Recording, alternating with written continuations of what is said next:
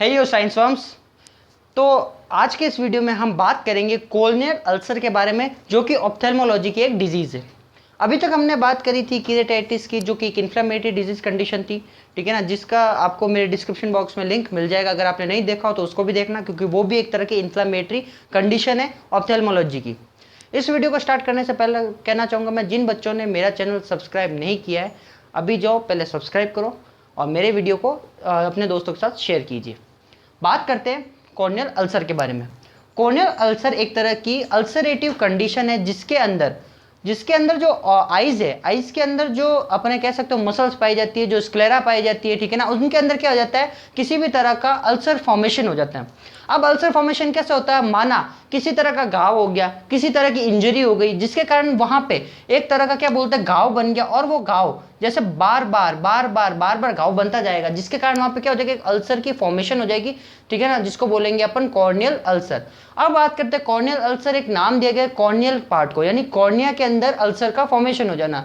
अब इसके बारे में क्या होता है, इसके बारे में हम देखते हैं इंट्रोडक्शन में। अ कॉर्नियल अल्सर और केराटाइटिस, जिसकी अपन ने बात करी है, जिसका आपको मेरे डिस्क्रिप्शन बॉक्स में लिंक मिल जाएगा। केराटाइटिस हम बात कर चुके हैं कि क्या डिजीज है, किस तरह से इसमें इन्फ्लामेशन होती है। और आईसोर, आईसोर का मतलब हो गया आंखों के अंदर घाव बन जाना। इज एन इन्फ्लामेटरी कंडीशन, एक तरह की इन्फ्लामेटरी कंडीशन है या इन्फेक्टिव कंडीशन, जिसके अंदर क्या हो सकता है, इन्फेक्शन भी हो सकता है कुछ डिजीज को लेकर, जो अपन अभी बात करेंगे। The cornea involving disruption of its epithelial layer, जो कॉर्निया है उसकी एपिथेलियल लेयर का क्या हो जाना, डिसरप्शन हो जाना, वहां से अपनी जगह से हट जाना एपिथेलियल लेयर का।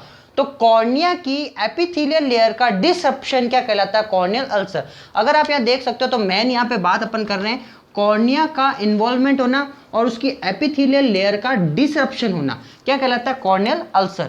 अगर बात करें इसके अंदर साथ ही साथ कॉर्नियल अल्सर के ईटियोलॉजी की, तो ईटियोलॉजी के अंदर अपन बात करते हैं इसका क्या क्या कारण रहते हैं। तो इसका मेन जो कारण है वो रहता है एकैंथ अमीबियो केराटाइटिस, जिसके बारे में अपन ने पिछले वीडियो में बात कर रखी है कि एकैंथ अमीबियो केराटाइटिस का मतलब हो गया किसी तरह का पैरासाइटिक केराटाइटिस, यानी कि आंखों के कॉर्निया के अंदर किसी तरह का पैरासाइट, ठीक है ना, वहां पे अगर चिपक जाता है और वहां पे घाव कर देता है, तो उसके कारण एकैंथ अमीब केराटाइटिस हो सकता है, जो कि कॉन्टैक्ट लेंस पहनने वालों में ज्यादातर होता है। जो पेशेंट कॉन्टैक्ट लेंस वियर करता है, ज्यादा टाइम पहनते हैं, उन पेशेंट को ये हो सकता है घाव।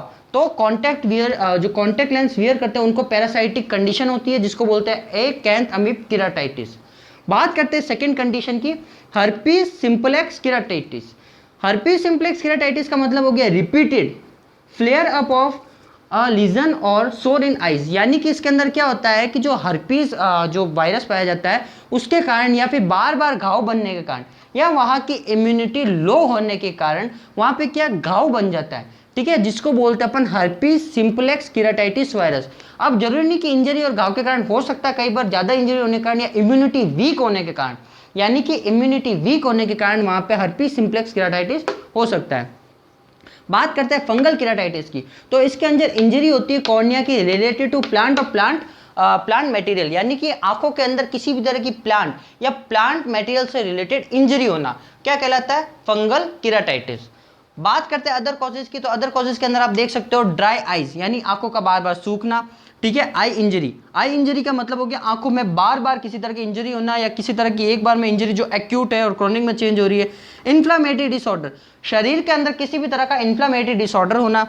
बियरिंग अनस्टेरलाइज्ड कॉन्टैक्ट लेंस, मैंने अभी बात करी मोस्ट कॉमन कॉन्टैक्ट लेंसेज में होता है, जिसमें भी जो पर्सन है अनस्टेरलाइज्ड कॉन्टैक्ट लेंस का यूज करता है, बिना साफ किए कॉन्टैक्ट लेंसों को पहनता है, तो उनको भी होने के चांस है। साथ ही साथ विटामिन ए डेफिशिएंसी जिन पेशेंट को होती है उनको केराटाइटिस होने के चांस रहते हैं। तो ये था केराटाइटिस का इंट्रोडक्शन और ये थे इसके कॉज। अगर बात करें केराटाइटिस किस तरीके का दिखता है, तो आप डायग्राम में देख सकते हैं कि केराटाइटिस नॉर्मली किस तरह दिखाई देता है, किस तरह शो होता है।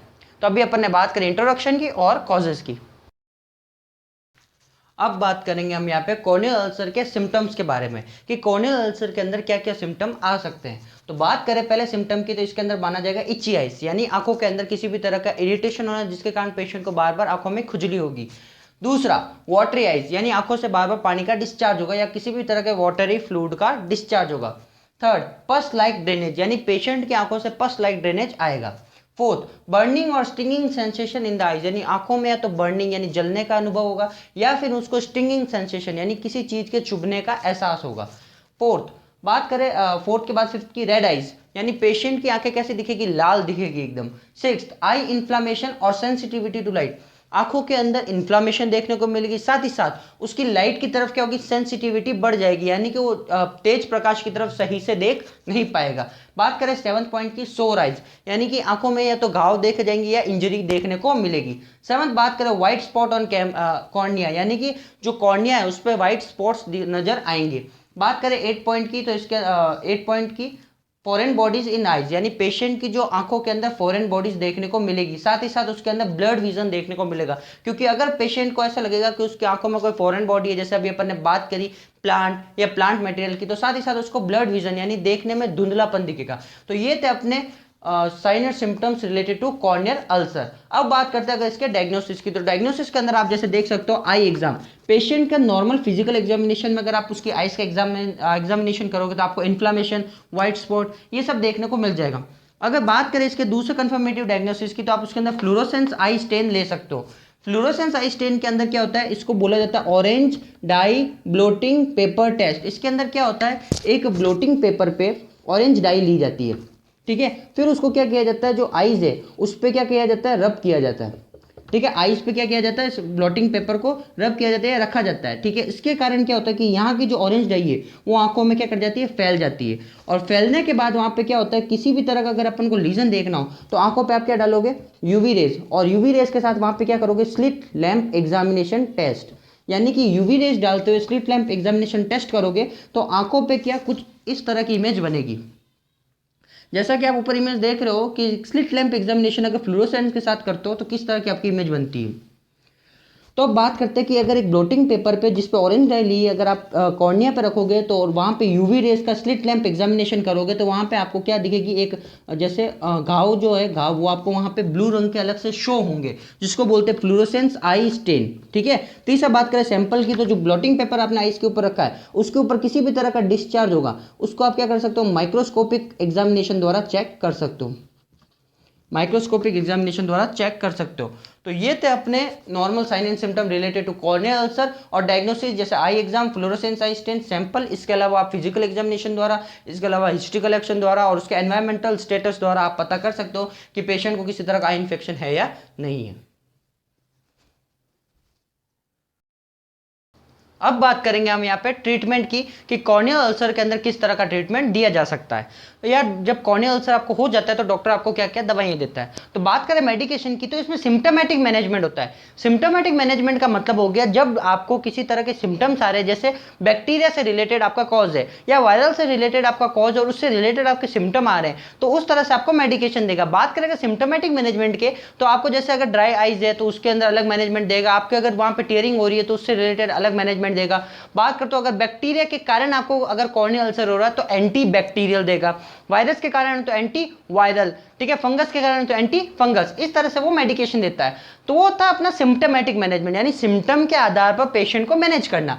बात करते हैं अगर अवॉइडेंस की, तो आपको जो कॉर्नियल अल्सर के बाद आपको डॉक्टर कुछ चीजें अवॉइड करने को कहेगा, जैसे कि मेकअप, यानी कि जो गर्ल्स हैवी मेकअप करती हैं उनको हैवी मेकअप करने को मना करेगा।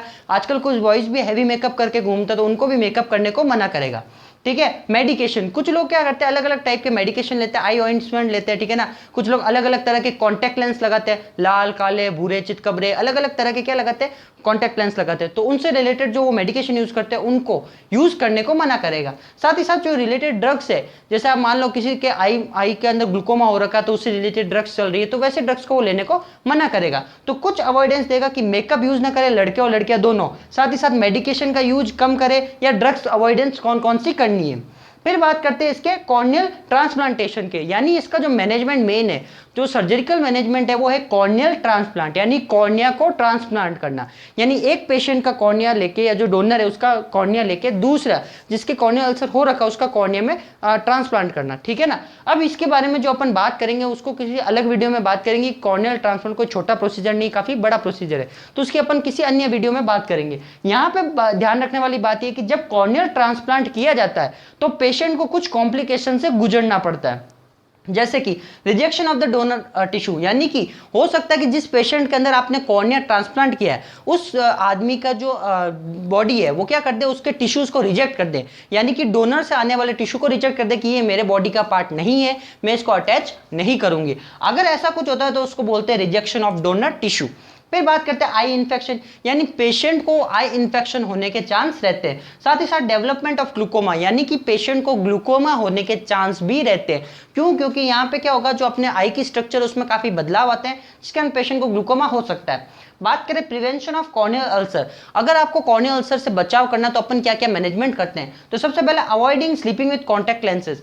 कुछ लोग क्या करते हैं, अभी भी आजकल भी जब रात को सोते हैं तो कॉन्टैक्ट लेंस पहन के सोते हैं। कॉन्टैक्ट लेंस पहनने से आपको किसी भी तरह के अच्छे सपने नहीं आएंगे, ना क्लियर सपने आएंगे, ऐसा कोई इसमें भ्रांति नहीं है, क्योंकि आप कॉन्टैक्ट लेंस पहन के सो चाहे बिना कॉन्टैक्ट लेंस पहने सो, आपके सपने आपके हिसाब से आते हैं, ठीक है ना। तो कॉन्टैक्ट लेंस पहनना अवॉइड करना चाहिए रात को सोते वक्त। साथ ही साथ रिंस पेशेंट्स आई, आप पेशेंट की आंखों को सलाह देनी चाहिए बार बार अपनी आंखें धोए, ठीक है ना, ताकि उससे क्या रहेगा, इन्फेक्शन का चांस कम होगा। और हमेशा पेशेंट की आंखें साफ पानी से धोनी है, नहीं तो उसको अगर गंदे पानी से धोएगा तो उसको केराटाइटिस होने के चांस रहेंगे। फिर बात करते हैं washing of hand, bar bar patient को ना अपने हाथ साफ करो, क्योंकि जैसे अभी कोरोना चल रहा है तो अगर अपन हाथ बार बार सही से साफ नहीं करेंगे तो अपन को कोरोना हो सकता है। उसी तरह बार बार अगर अपन हाथ सही से साफ नहीं करेंगे तो पेशेंट को कॉर्नियल अल्सर हो सकता है, क्योंकि वहां पे इंजरी होगी, घाव होने के चांस रहेंगे। अगर अलग बात करें तो कॉन्टैक्ट लेंस सेफ्टी, यानी जो पेशेंट है, जो नए पेशेंट या जो नए कॉन्टैक्ट लेंस वियरर है, उनको अपन को सिखाना चाहिए कि किस तरह के कॉन्टैक्ट लेंस उनको पहनने चाहिए। जैसे कि बात करें कि लोगों को अभी भी कॉन्टैक्ट लेंस के बारे में कुछ नहीं पता, कुछ लोग तो ऐसे हैं जो कॉन्टैक्ट लेंस को मतलब अपने सलाइवा से, ठीक है ना, उसको जीभ पे रख के फिर अपनी आंखों पे लगाते ताकि वो गीला रहे और आराम से फिट हो, ठीक है ना। तो वो पानी का यूज नहीं करते, सेफ्टी मेथड का यूज नहीं करते, अपने ही थूक से आंखों पे ये कॉन्टैक्ट लेंस यूज कर लेते हैं, रात को सोते समय कॉन्टैक्ट लेंस यूज करते हैं, सही से वापस निकाल के रखते भी नहीं है और वापस सुबह ऐसे ही लगा लेते हैं। तो उससे क्या होता है, प्रॉपर हाइजीन मेंटेन न कर पाने के कारण वहां पे क्या होता है, कॉम्प्लिकेशन हो सकती है और कॉर्नियल अल्सर हो सकता है। यानी कि आपको लोगों को कॉन्टैक्ट लेंस की सेफ्टी के बारे में बताना है। तो यहाँ हमने बात करी कि कॉर्नियल अल्सर क्या होता है, इससे रिलेटेड क्या क्या कॉज रहते हैं, क्या साइन सिम्टम होते हैं, क्या इसका ट्रीटमेंट है और कैसे इसको अपन मैनेज कर सकते हैं। अगर आपको मेरी वीडियो पसंद आई हो तो मेरे चैनल को सब्सक्राइब करें, लाइक करें और अपने दोस्तों के साथ शेयर करें। Thank you.